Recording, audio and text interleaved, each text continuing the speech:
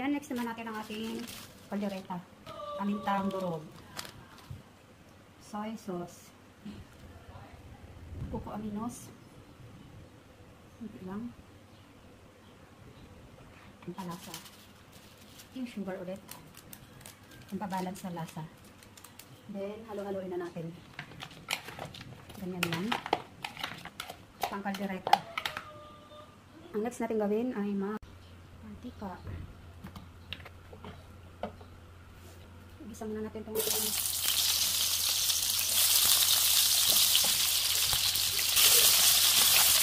Ito muna natin itong ating katatas at carrot. Yan, kunin na natin.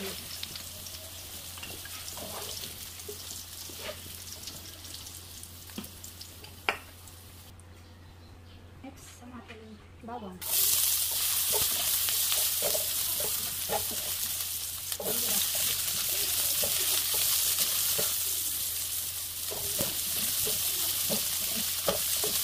Dulot na natin ang ating kambing.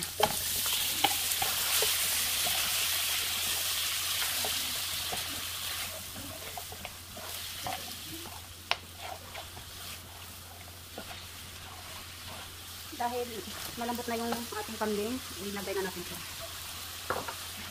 Sabay na natin siya.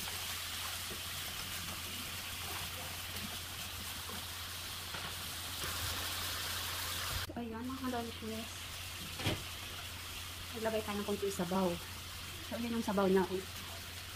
Ayan, collagen. Naging ano na siya. Gelatin. Parang gelatin na. Para na karoon siya ng sabaw. Konti lang yung ilalagay nating sabaw kasi meron tayong gata. May gata tayo. Tama na yan. Kailang tayo ng tomato paste. Ng kaunti.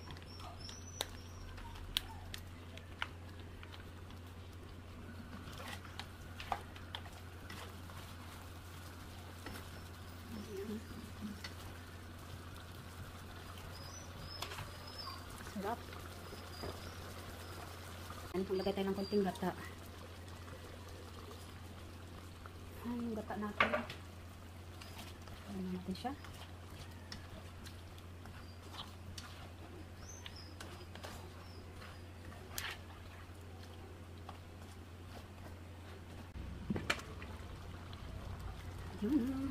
Lagay tayo ng cheese.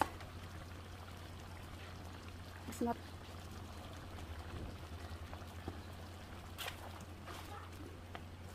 okay. Ready na ang kanin.